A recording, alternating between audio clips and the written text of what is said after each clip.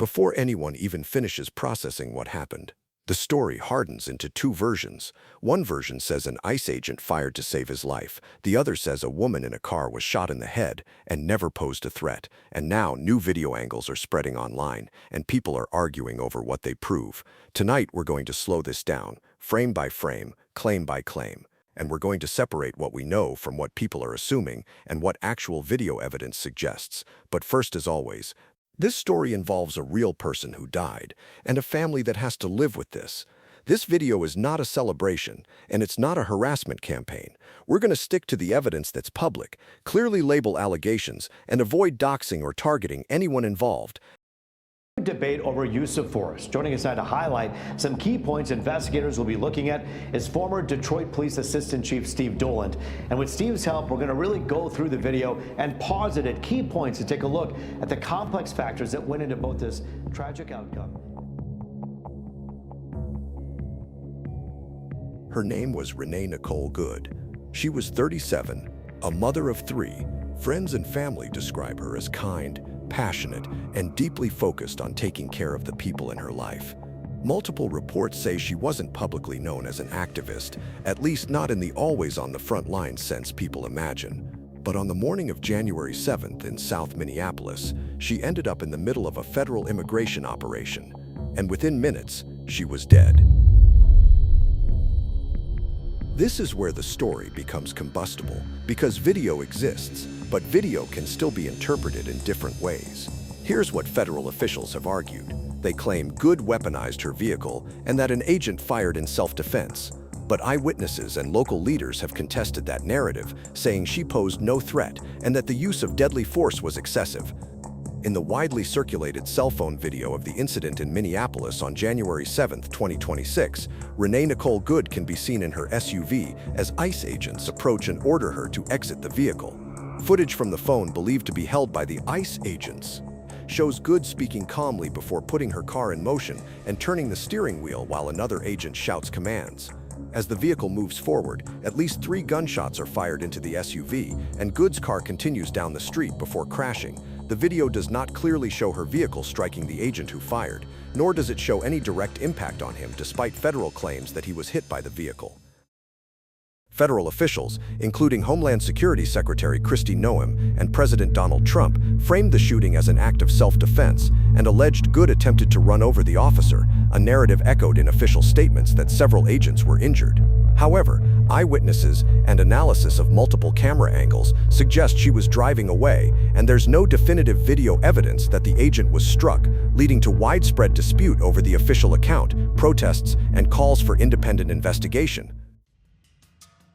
In the last day, outlets reported on newly surfaced video described as recorded from the agent's perspective on a phone.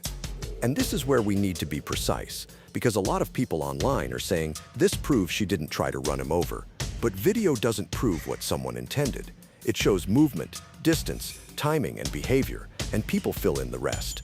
Here's what's reported about the clip. It shows a tense exchange, commands being shouted, and Good still behind the wheel. According to reporting, she appears to remain in the vehicle during the confrontation and then drives forward as agents are close by. Shots follow. So what do we do with this? We do what investigators do. We ask very boring questions that matter. Where exactly was the agent standing relative to the front left corner of the SUV? Did the SUV turn toward him, or was it going straight? How many feet of clearance existed at the moment the shot started? Was there a viable retreat path for the agent? Those are the questions that separate, I feel like, from the evidence indicates. And right now, the FBI is investigating, while Minnesota officials have publicly raised concerns about access and transparency around evidence. But before we get into that, we need to understand who the ICE agent that ended Renée's life is, his background, and where his immigration and customs enforcement career began. Here's what's been reported so far about the ICE agent involved in the Minneapolis shooting of Renée Good, including his background and a timeline. Some personal details are not officially released by the federal government. What follows is drawn from major outlets citing court records and public statements. Multiple media outlets have identified the shooter as Jonathan Ross, 43, described as an ICE deportation officer assigned in Minnesota, reporting based on records obtained by the Associated Press, as summarized by other outlets, says Ross joined ICE in Minnesota in 2015, and some documents/official characterizations describe over 10 years of ICE service. CBS Minnesota also reports he was assigned to ICE Enforcement and Removal Operations, ERO, and specifically to an ERO Special Response Team.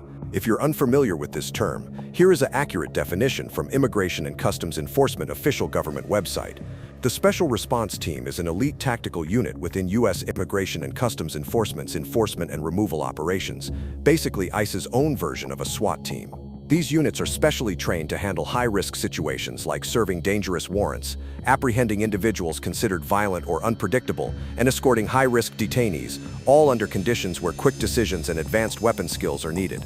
Members undergo rigorous training and are expected to be physically fit, proficient in marksmanship, and ready to deploy instantly into complex and hazardous environments. For an agent with this supposed amount of skill, we'll circle back to his quick action decision that led to Renee's loss of life. Remember this key moment.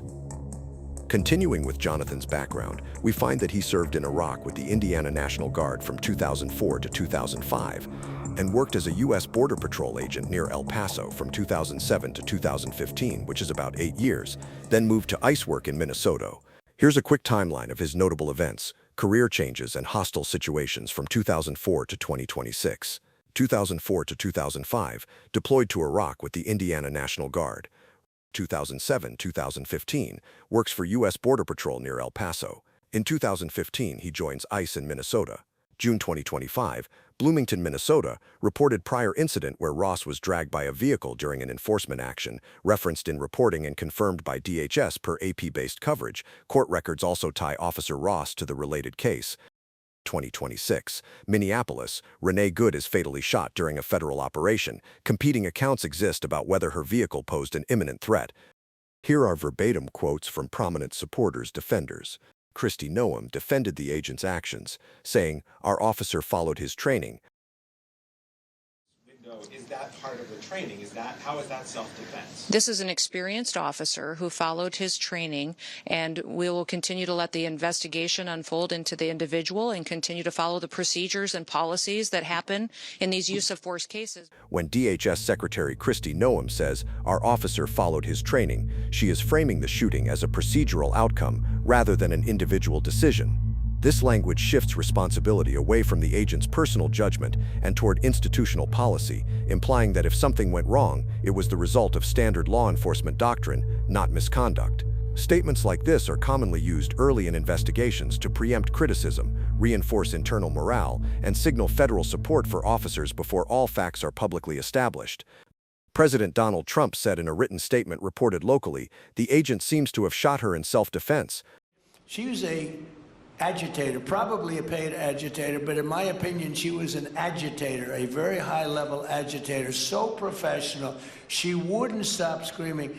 I said, this isn't a normal situation. This is a professional. When President Donald Trump states that the agent seems to have shot her in self-defense, the wording is deliberate. The phrase "seems to" allows him to endorse a self-defense narrative without asserting definitive legal conclusions. This reinforces a broader political position emphasizing officer danger and use of force justification, while also shaping public perception early, before investigations, court findings, or forensic reviews are complete. It signals alignment with law enforcement perspectives rather than neutrality. Ross's father, Ed Ross, speaking to the Daily Mail as quoted by The Independent, said, "You would never find a nicer, kinder person. He's a tremendous father, tremendous husband."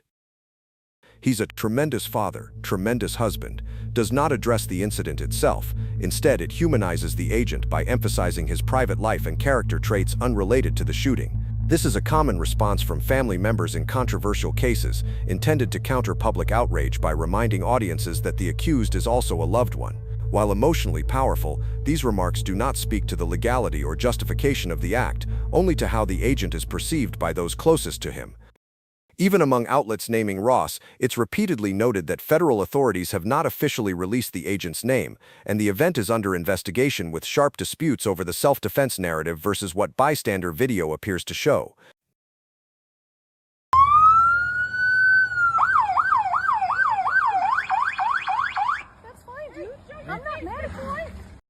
Now let's turn our focus to the other central figure in this situation, Renée Good. We'll analyze her background, family life, and role in activism. Renée Nicole Good was a 37-year-old U.S. citizen who lived in Minneapolis, Minnesota, with her wife and 3 children, including a 6-year-old she had just dropped off at school on the morning she was killed. Good was educated in writing and poetry. She graduated with an English degree from Old Dominion University in 2020, and even won an undergraduate poetry prize, indicating that writing was not just a hobby, but a recognized part of her identity. There are different characterizations of Good's involvement before the shooting. Some groups and reports have described her as active in local efforts to monitor and respond to ICE activity. According to Reuters and some activist allies, Good was part of neighborhood patrols where volunteers tracked ICE operations with whistles and cameras to document enforcement actions, acting as community observers rather than confrontational protesters. However, federal officials contested that portrayal, framing her actions differently. And a woman attacked them and those surrounding them and attempted to run them over and ram them with her vehicle. An officer of ours acted quickly and defensively shot to protect himself and the people around him. And my understanding is that she was hit. Importantly, her family and many neighbors said she wasn't known locally as a political protest leader or activist before the shooting, which complicates simple labels. Here are key verbatim quotes from people close to her or speaking about her life, followed by short explanatory context. She was extremely compassionate. She's taken care of people all her life. Donna Ganger, Renée's mother. This description comes from Good's own family. She was extremely compassionate. She's taken care of people all her life. Reflects how her mother saw her core personality, focused on caregiving, kindness, and relationships, not confrontation or violence. It humanizes Good as someone whose instinct was caring, which supporters emphasized to counter portrayals of her as a threat. We stopped to support our neighbors. We had whistles. They had guns. Becca Good, Renée's wife. We had whistles. They had guns, is a potent contrast, suggesting that the Goods' tools were symbolic and non-violent, while law enforcement's presence was armed and forceful. This quote captures how Good's loved ones frame her intentions: community solidarity, not aggression. They shot my wife, Good's partner, on video after the shooting. Video released from the scene shows her partner crying, "They shot my wife." This raw moment highlights the shock and grief of loved ones and underscores how the incident was experienced firsthand, not just as a news event. Renée Good's life is interpreted differently depending on the speaker. Family and friends describe her as a compassionate mother and poet, with no history of violent protest. Some activist accounts portray her as involved with ICE monitoring networks, not as a leader but a volunteer observer. Federal officials, as covered in broader reporting, suggested she interfered with ICE, a claim contested by family, video evidence, and local officials. Understanding these personal and community quotes gives texture to Good's life, not just the moment she died. When you build your timeline, for example, dropping her child off, encountering ICE, verbal interaction, then the shooting, you're showing a full human life intersecting with a contentious federal operation, not just a news headline. Now let's move on to the first original video of the incident that began circulating on the internet from the moment it was posted. As we begin analyzing the original, unedited video of the Renée Good shooting, it's critical to slow the footage down and examine it frame by frame, rather than relying on official summaries or emotionally charged headlines. In the opening seconds of the video, federal agents are already positioned around Renée Good's vehicle. Commands are being issued while she remains seated behind the wheel. The footage does not show her accelerating aggressively or steering directly toward any agent. Instead, when the vehicle begins to move, it appears to roll forward at a low speed as she attempts to leave the immediate area. This distinction matters because the official justification for the shooting hinges on the claim that the agent was struck or faced an imminent vehicular threat. When the timeline is reconstructed visually, the agent draws his weapon before any visible contact between the vehicle and his body occurs. The first shots are fired almost immediately after the car begins to move, not after an observable impact. In the seconds that follow, the vehicle continues traveling down the street and ultimately crashes, indicating that the gunfire did not stop an active threat in progress, but occurred as the vehicle was already moving away. The footage also captures overlapping commands, raised voices, and confusion rather than clear de-escalation. No clear escape path for the driver is verbally identified, and no attempt to disengage or reposition is visible before lethal force is used. These moments, when the weapon is drawn, when shots are fired, and what the vehicle is physically doing in each frame, are essential to understanding whether the perception of imminent danger matches what the video actually shows. Under United States constitutional law, the use of deadly force by law enforcement is governed by the Fourth Amendment's prohibition on unreasonable seizures. In its landmark decision, Tennessee v. Garner, 1985, the U.S. Supreme Court held that officers may not use deadly force against a fleeing suspect simply to prevent escape. The court stated explicitly that deadly force is constitutional only when an officer has probable cause to believe that the suspect poses a significant threat of death or serious physical injury to the officer or others. This ruling applies to all law enforcement officers, including federal agents, because it interprets the Fourth Amendment's national standard of reasonableness. The key factor is not whether a suspect is fleeing, but whether an immediate and significant threat exists at the moment deadly force is used. If a suspect is attempting to leave and does not pose such a threat, the Constitution does not permit lethal force as a means of stopping them. Federal policy reinforces this constitutional standard. The U.S. Department of Justice's use of force policy, which governs DOJ components and strongly influences guidance used by other federal agencies, including DHS and ICE, states that deadly force may be used only when no safe, reasonable alternative exists, and only when the force is objectively reasonable to protect life. The policy further instructs officers to consider tactical alternatives, including moving out of the path of a vehicle, before resorting to gunfire. Firing at a moving vehicle is generally discouraged unless the vehicle itself is being used as a deadly weapon and no other options are available.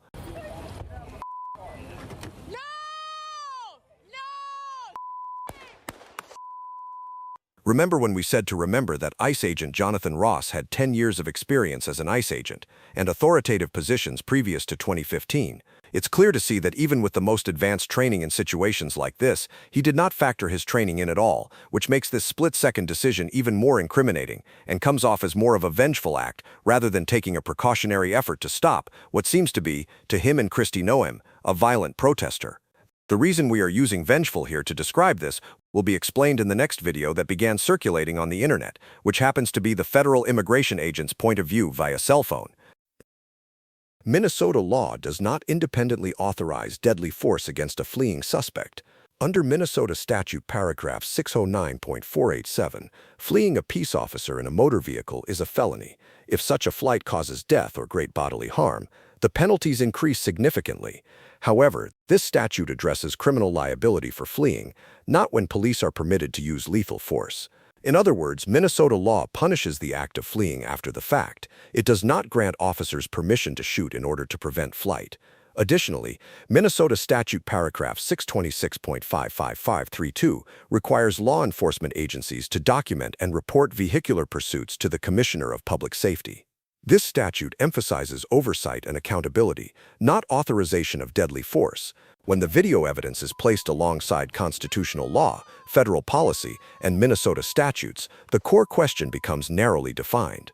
At the exact moment the trigger was pulled, did Renée Good pose an immediate and significant threat of death or serious bodily harm that could not be avoided by other means? This is not a question answered by labels like fleeing, resisting, or non-compliant. It is answered by timing, distance, vehicle speed, officer positioning, and available alternatives, all factors that the Supreme Court and federal policy require to be assessed in real time. By slowing the footage down and isolating these moments, the analysis shifts away from later allegations and toward what the law actually requires and what the video itself appears to show. Despite the visual evidence that has fueled national debate, federal authorities and their supporters have put forward a justification rooted in perceived imminent threat and self-defense, a narrative that draws on constitutional and departmental standards for use of force. In the immediate aftermath of the January 7 encounter, Department of Homeland Security officials described the shooting as an act of self-defense, asserting that the ICE agent opened fire because he feared for his life and the safety of others. At a federal press briefing, DHS Secretary Kristi Noem stated that the officer followed his training and took actions to defend himself and defend his fellow law enforcement officers. What happened was our officers were out trying to get a car stuck out of the snow when they were surrounded and assaulted and blocked in by protesters that were inciting. The officer was following his training. He did follow his training because of an individual that was. Secretarial remarks from the briefing specifically alleged that Good weaponized her vehicle and attempted to run over a law enforcement officer, characterizing the conduct as an immediate and dangerous threat demanding a defensive response. Federal spokespeople have continued to frame the encounter within the formal standard for self-defense under the Fourth Amendment, which allows officers to use deadly force when they reasonably believe a suspect poses an imminent threat of serious harm or death. However, the legal standards cited by authorities do not end the analysis, they begin it. While federal officials emphasize perceived threat and officer belief, the Constitution, federal policy, and Minnesota law all hinge on whether that belief was objectively reasonable in light of what was actually happening at the moment deadly force was used. The Supreme Court's guidance does not ask whether an officer felt endangered in hindsight, nor does it allow deadly force based on speculative outcomes. It requires that an imminent and significant threat be clearly present, not merely alleged. When the video is examined frame by frame, that threshold becomes the central question. Now let's move on to the next piece of evidence that recently came out, Immigration Federal Agent Ross's point of view via cell phone. In addition to the wide-angle footage circulated earlier, a new video has surfaced online. Recorded from the cell phone of the ICE agent who ultimately shot Renée Good. This footage captures the encounter from a radically different angle, not from a bystander, but essentially from the officer's body and handheld perspective as he approaches Good's vehicle and interacts with her and her wife. It is a distinct point of view, and because it comes directly from the shooter's own device, it has become a focal point of competing narratives about what happened in the final moments before the shooting. According to multiple reports based on the leaked agent footage, the first words by Good, that can be reasonably discerned through the noise of sirens and radio chatter, occur as the ICE agent circles her SUV. It sounds like Good might be saying something like, "Come and talk to me," before she more clearly states, "That's fine, dude, I'm not mad at you." That's fine, dude. I'm not mad at you. In the same recordings, as the interaction continues, Good appears to repeat versions of "I'm not mad at you" while speaking through her open driver's side window. These phrases are important because they contradict characterizations that Good was overtly confrontational or belligerent before the shooting. Instead, in this clip, her tone, at least audibly, seems calm, conciliatory even, as she interacts with the agent simply standing near her vehicle. In the POV video, Good's wife, Rebecca, is also seen holding her own phone toward the agent. Reported audio suggests she was not only filming, but verbally engaging with him. Becca told the agent, "This will be the same plate when you come talk to us later." She then followed with what sounds like, "You want to come at us? You want to come at us? I say go get yourself some lunch, big boy." It'll be the same plate when you come talk to us later. That's fine. U.S. citizen, former. You want to come at us? You want to come at us? I say go get yourself some lunch, big boy. Go ahead. Out of the car. Get out of the car.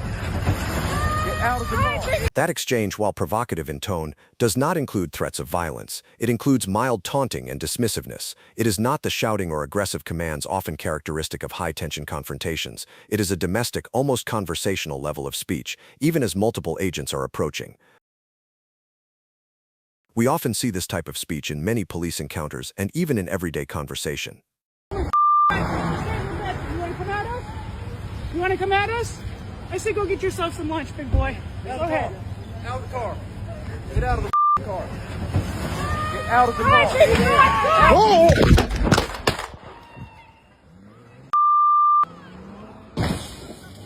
As the POV recording continues and the situation deteriorates, there is an audible shift. After shots are fired, a male voice, widely reported to be one of the agents on scene, is heard muttering a slur, "F***." This phrase, caught on the agent's own camera after the fatal shots, has been confirmed by multiple news outlets analyzing the leaked recording. From a narrative standpoint, that slur is significant because it reveals tone and intent in the environment immediately following the shooting. It reflects a moment of emotional response, not necessarily a legal justification, but a visceral reaction from someone on scene. For many critics, this comment underscores a level of vengefulness or dehumanizing language, rather than the calm professionalism one would expect if the encounter were seen as a strictly danger-based split-second decision. This does not prove malice legally, but it does shape public interpretation of the agent's mindset and conduct. Let's analyze this further. When we view this cell phone perspective footage alongside the wide-angle chronological video, several key implications emerge. 1. The tone of the verbal exchange prior to the shooting appears largely non-threatening. Good's words, "I'm not mad at you," do not suggest an imminent attempt to harm the officer.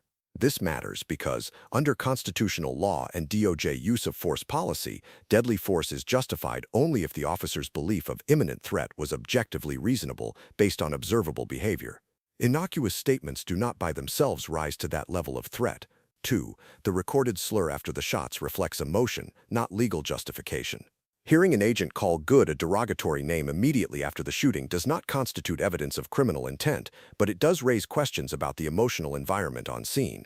In legal contexts, language like this is often used by critics to argue that the officer's response was emotionally charged rather than strictly tactical. 3. The video reinforces disputes over threat perception. The POV footage, interpreted by outlets such as The Guardian, shows Good quietly moving the vehicle and interacting with agents before shots are fired, not actively charging at them with evident lethal intent. That contradicts claims from DHS that she weaponized her vehicle in a way that left no option but deadly force. Taken together, this agent POV makes clear why the incident has split public opinion. It shows a low verbal, ambiguous interaction before the use of force, followed by a high-emotion outburst afterward, and it challenges the narrative that Good's speech and actions immediately justified the shooting under constitutionally and departmentally required standards. This new point-of-view footage does not on its own answer all questions about whether the shooting was lawful, but it does add a crucial layer. It anchors the encounter in verbal, audible interaction, rather than just movement on video. It highlights that Good verbally expressed non-hostility just moments before the gunfire. It reveals emotional language from an agent after the fact that contributes to interpretations of motive and mindset. In documentary terms, this point of view is not just another angle. It is a behavioral and tonal lens that must be weighed alongside visual motion, legal standards, and official narratives. It forces the viewer to ask not just what happened, but how it was experienced in real time by both parties, and whether that subjective experience was reasonable under the Fourth Amendment and federal use of force doctrines. Let's look at how people have come together through this incident. The Renée Good shooting didn't stay local. Thousands gathered at vigils and protests in Minneapolis, many calling for ICE to leave the city. And within about a day, another high-profile incident involving federal agents occurred in Portland, where DHS said people were shot during a vehicle-related confrontation and alleged ties to Trendy Aragua. So now the public isn't looking at one incident. They're looking at a pattern. And when the public believes they're seeing a pattern, that's when protests multiply. Here is some footage of law enforcement officers kicking over vigils.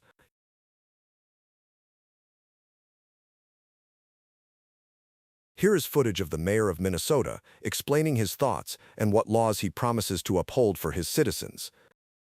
We collectively are going to do everything possible to get to the bottom of this, to get justice, and to make sure that there is an investigation that is conducted in full. We've dreaded this moment since the early stages of this ICE presence in Minneapolis. Not only is this a concern that we've had internally, we've been talking about it. They're ripping families apart, they're sowing chaos on our streets, and in this case, quite literally killing people. This was an agent recklessly using power that resulted in somebody dying. Here is more footage of protesters being sprayed in the face with OC and being thrown tear gas. Side note, two other things that possibly could have been used on Renée instead, whether or not the agent had them, instead of lethal force.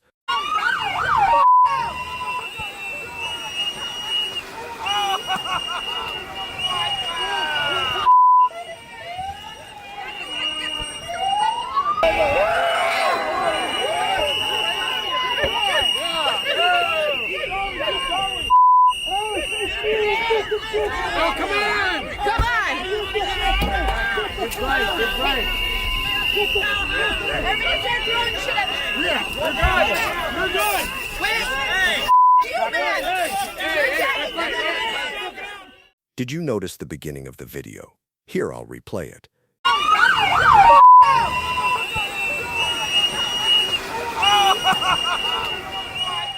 In this video, you can see that the federal agents operating the silver vehicle actually hit someone.